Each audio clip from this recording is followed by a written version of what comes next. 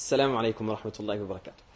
Nous allons rentrer, Inch'Allah ta'ala, dans quelques jours, dans les 10 meilleurs jours de l'année. Les 10 jours les plus importants de l'année, qui sont si importants qu'Allah subhanahu wa ta'ala a juré par eux dans son livre en disant Wal fajr wa layalin ashr, par l'aube et par les 10 nuits, ce qui représente ces 10 jours-là dont on va parler, Inch'Allah ta'ala, qui sont les 10 premiers jours du mois sacré de Dhul Hijjah, qui ont un certain nombre de mérites mentionnés par le prophète alayhi salatu wassalam, et dans lesquels il est recommandé d'accomplir un certain nombre de choses dont on va parler Inch'Allah ta'ala dans cette vidéo. إذا استنار القلب بالعلم انشرح ونال من آثاره شتى المنح. بسم الله الرحمن الرحيم.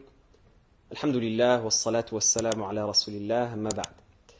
Allah subhanahu wa ta'ala nous a placés sur terre dans le but de l'adorer. Et Allah azza wa jal a donné à chaque être humain un terme défini et une durée de vie limitée. Or, cette durée de vie par rapport à la quantité de choses qu'il nous est demandé d'accomplir et à la quantité qu'on devrait accomplir à l'égard d'Allah subhanahu wa ta'ala est extrêmement faible. Nous avons une durée de vie qui est extrêmement limitée par rapport à ce qu'on devrait donner pour Allah subhanahu wa ta'ala.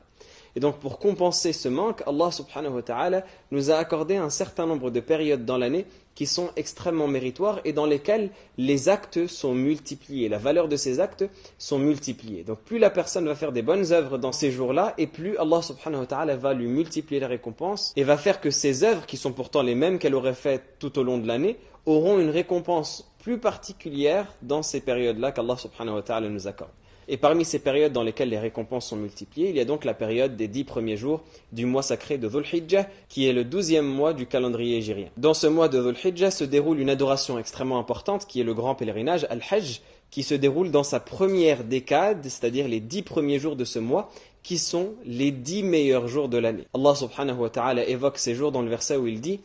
ليذكروا اسم الله في أيام معلومات على ما رزقهم من بهيمة الأنعام, afin qu'ils évoquent le nom d'Allah subhanahu wa ta'ala dans ces jours bien connus en sacrifiant ce qu'Allah subhanahu wa ta'ala leur a donné en subsistance comme bétail. Et le prophète sallallahu alayhi wa sallam mentionne que ces jours sont les meilleurs jours qui soient dans le hadith où il nous dit أفضل أيام الدنيا أيام العشر, les meilleurs jours de la vie ce sont les 10 premiers jours de Dhul Hijjah. Et donc les meilleurs jours qui soient et les plus importants auprès d'Allah subhanahu wa ta'ala, ce sont ces 10 premiers jours de Dhul Hijjah. Et le prophète sallallahu alayhi wa sallam nous mentionne même que les œuvres les plus aimées d'Allah subhanahu wa ta'ala sont les œuvres qui sont faites durant ces 10 premiers jours. Le prophète sallallahu alayhi wa sallam a dit dans le hadith que rapporte Al-Bukhari et d'autres ما من أيام العمل الصالح فيهن أحب إلى الله تعالى min hadhihi al-ashr. Il n'y a pas un jour dans lequel les œuvres pieuses sont plus aimées d'Allah subhanahu wa ta'ala que les œuvres pieuses qui sont faites durant ces 10 premiers jours. Et les compagnons qui entendent cela du messager alayhi salatu wassalam s'étonnent. Et ils disent wala al-jihadu fi sabilillah,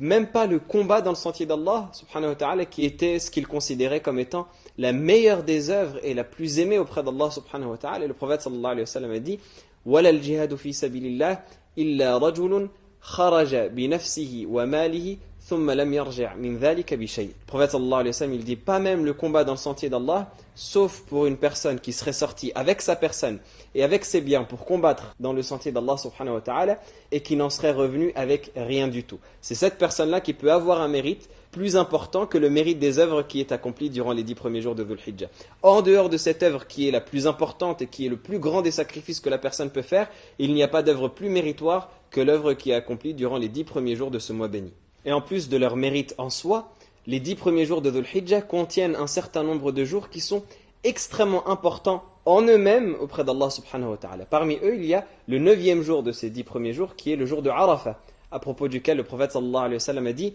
Siyamu yawmi Arafah ahtasibu ala Allah an yukaffira as-sanata allati qablahu wallati ba'dah. Le jeûne du jour de Arafah, j'espère d'Allah subhanahu wa ta'ala qu'il expie les péchés de l'année passée et de l'année suivante. C'est-à-dire qu'il efface les fautes de l'année passée et qu'il permette à la personne de ne plus en accomplir l'année suivante. S'il est accompli, bien évidemment, avec sincérité. Dans ces 10 jours également, il y a le jour le plus important de l'année, qui est le jour d'An-Nahr, le jour du sacrifice, qui est le 10e jour, donc le dernier de ces 10 jours, à propos duquel le prophète sallallahu alayhi wa sallam a dit dans le hadith أَعْظَمُ الْأَيَّامِ عِنْدَ اللَّهِ يَوْمُ النَّحْرِ ثُمَّ يَوْمُ الْقَرْ. Les plus importants des jours auprès d'Allah subhanahu wa ta'ala sont le jour du sacrifice, Yawm al-Nahr, qui est le 10e de ces 10 premiers jours de Dhul Hijjah, et Yawm al-Qarr, le jour qui suit. Et donc, étant donné que ces 10 jours sont les meilleurs auprès d'Allah subhanahu wa ta'ala, ce sont les 10 jours où il est le plus méritoire d'accomplir des bonnes œuvres et de faire des bonnes actions et des actes d'adoration. Et donc, c'est en ces 10 jours qu'il faut essayer un maximum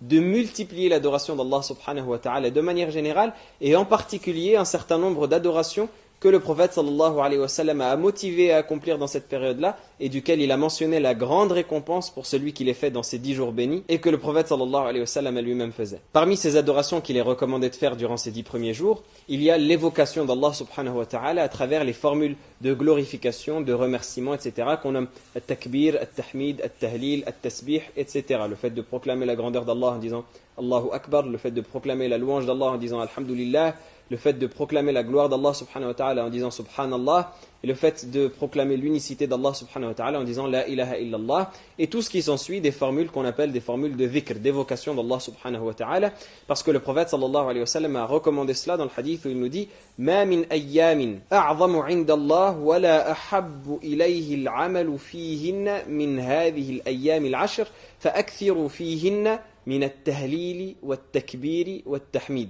Le prophète sallallahu alayhi wa sallam a dit il n'y a pas de jour plus important auprès d'Allah subhanahu wa ta'ala, ni dans lesquels il est plus aimé de lui que l'on fasse des bonnes œuvres que ces 10 premiers jours. Alors multipliez-y les formules de glorification d'Allah subhanahu wa ta'ala, de grandeur d'Allah et d'unicité d'Allah subhanahu wa ta'ala. Dire Allahu Akbar, dire Alhamdulillah, dire La ilaha illallah constamment, c'est ce qui est recommandé durant ces 10 premiers jours. Et il est rapporté de beaucoup de pieux prédécesseurs qu'ils multipliaient ces formules-là en public à voix haute, comme il est rapporté d'Ibn Umar et d'Abu Hurayra, qu'ils prononçaient le takbir, ils disaient Allahu Akbar, Allahu Akbar, Allahu Akbar, régulièrement durant ces 10 premiers jours, à voix haute, lorsqu'ils passaient dans les marchés, au point où les gens répétaient même après eux. Et bien évidemment, l'une des meilleures évocations d'Allah subhanahu wa ta'ala, c'est la lecture de sa parole, la lecture du Coran. Et donc multiplier la lecture de la parole d'Allah subhanahu wa ta'ala dans ces 10 premiers jours, c'est également quelque chose de fortement recommandé. Parmi les actes qu'il est recommandé d'accomplir également, il y a le jeûne, c'est-à-dire de jeûner ces 10 premiers jours, excepté le 10e qui est le jour de l'Eid,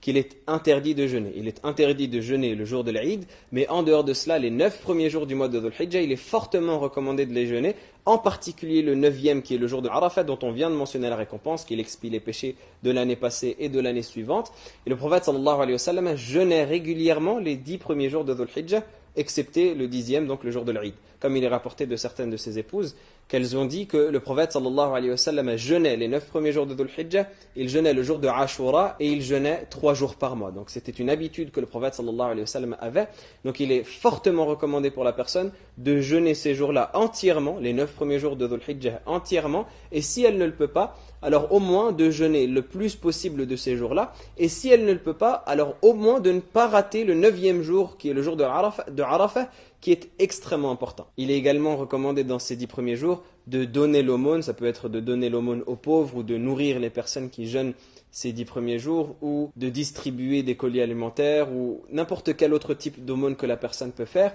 Et il est également recommandé de multiplier les prières surrogatoires et bien évidemment de faire correctement à l'heure et avec concentration les prières obligatoires. Et c'est d'ailleurs la raison pour laquelle ces 10 jours ont une importance si particulière, comme le mentionne Ibn Hajar rahimahullah ta'ala, c'est parce que en ces 10 jours se rassemblent tous les types d'adoration. En ces 10 jours, il y a la prière, il y a le jeûne qui est recommandé, il y a le fait de donner l'aumône, il y a le pèlerinage qu'on accomplit durant ces 10 premiers jours de Dhul Hijjah, en particulier concernant le 9e jour qui est nommé Yawmul Hajj al-Akbar, le jour du grand pèlerinage. Et donc le fait que toutes ces adorations se rassemblent dans cette période bénie, ça en fait son importance et ça lui donne cette importance toute particulière au regard d'Allah subhanahu wa ta'ala. Et bien évidemment, tous les autres types de bonnes actions que la personne peut faire sont recommandés durant ce jour-là. Le fait de lier les liens de parenté, le fait de respecter ses parents et de les rendre heureux, le fait de répandre le salam, le fait de nourrir ceux qui sont autour de nous, le fait de réconcilier des personnes en conflit, le fait d'ordonner le bien et d'interdire le mal, etc., etc. Tous les types de bonnes actions sont recommandés durant cette période. Et pour finir, il y a également une prescription qui est très fortement recommandée